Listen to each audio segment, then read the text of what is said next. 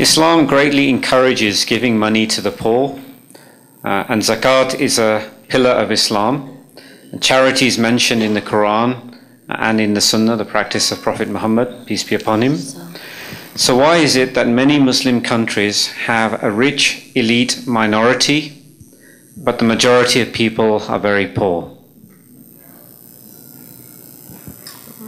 We need an economist for this. Do we have one? That's just not true, though. Yeah, this is, I think this has a lot to do with modern capitalism more than anything else, in my opinion. But to answer the question fully, we really need a person who specializes in modern economics. I'll just give some basic guidelines and principles, and that is that in our religion, Allah subhanahu wa ta'ala clearly wants the wealth to be transferred from the wealthy to the poor. There's a verse in the Quran, لِكَيْ لَا يَكُونَ دُولَةً بَيْنَ الْأَغْنِيَاءِ مِنْكُمْ. Allah does not want money to be transferred only amongst the rich amongst you.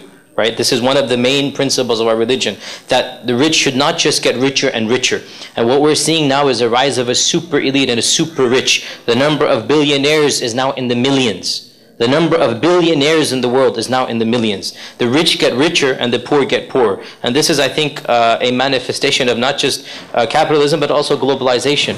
So I think instead of blaming Islam for this, I think this is just a product of the modern world. Also, I think you're forgetting the fact that many countries are in fact quite wealthy, and many Muslim countries are quite wealthy. I would say that quite a lot of Muslim countries, their gross national output and their per capita income would rival, if not be above, the median of the world today. I think all that this shows is that there's still a lot of opportunities for those who have money and who are wealthy to help and participate in alleviating some of the problems of poverty.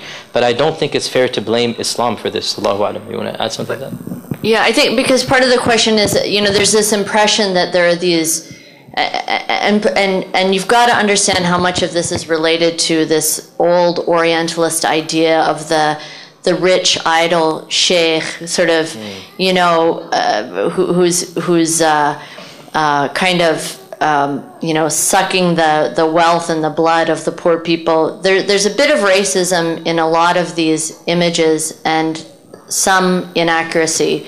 For example, look at Thomas Friedman's book, The Lexus and the Olive Tree. Now, that title itself implies that somehow, what's wrong with these Arab, that they would have a Lexus? As if, I wonder what he drives. I don't know, but how many Americans drive Lexuses? As if there's something wrong with people who are not, white to have nice things. And if you look actually at these countries, let's get a country like Saudi Arabia. Yes, there are super elite people. Don't judge any country by the royalty of that country. They are always, the royalty and the movie stars, they always live a life of complete excess that has nothing to do with normal people. But there's universal health care, there's universal education. If you compare every Saudi there, what they get back from the society, from the wealthy, I'm not saying it's it's the last, I'd be the last person to say it's a perfect country, but if we take it as the country that's considered to be, the worst in sort of popular opinion, the people in that country live very well. They have homes that are provided by the government if they need them. They have health care, which is still not true in this country. They all have free education. They aren't burdened by a huge educational loan or prohibited from studying. So yes, there are some wealthy people, and the very wealthy are often very, they spend in excess.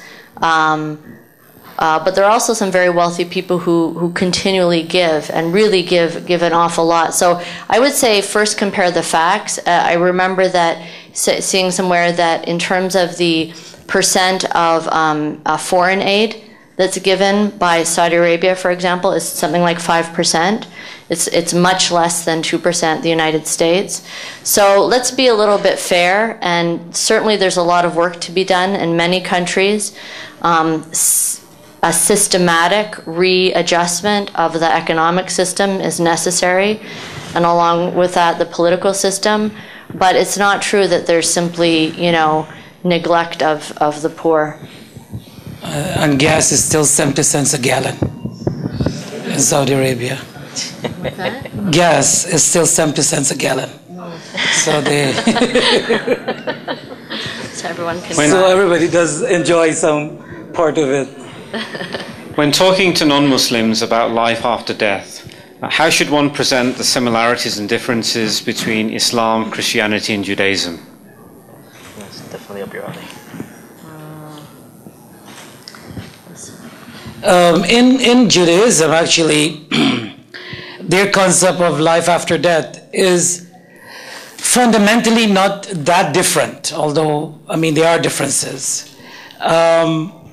Our death only marks another phase of existence. It is existing in another realm. So here it is birth that brings us from that world of nothingness into this world. So birth marks the end of that period and usher a new period, in which we are in right now. And death marks the end of this life and brings us into a life called Hayat al-Barzakhiyah. It's another phase of existence. And then Judgment Day brings the end of that phase and into an eternal phase called the hereafter. So this is our phase of existence, these four stages. I think from what I've read and heard about Judaism, they do have some similar structure. Christianity varies a lot more, but in Judaism, especially at the time of death, returning back to God and so forth and so on. And what we try to let the person read the Shahada of La ilaha illallah Muhammadur Rasulullah before they pass away. They also have a statement or affirmation of faith that they try to let the dying person read before they pass away. So there is continuation of life, and I don't know, maybe one of the other scholars can give a lot more details as to the differences, but generally this is what Islam is about. I think this is a good topic to discuss with people of other faiths. I mean, rather than trying to interpret other people's faiths for them, or you yourself do the comparison. This is such a beautiful topic to have, an interfaith discussion on. Get together with people from other faiths in your community, and your job is to articulate as best as you can as a Muslim what you understand about life after death. What are you looking forward to? What do you hope for? And they can also talk about their perspective, and that way you can learn and share this beautiful view. Of course, we believe that, as Allah subhanahu wa ta'ala says, as God the Most High says, that it is as no eye has seen and no ear has heard. So it's something utterly like anything we can imagine.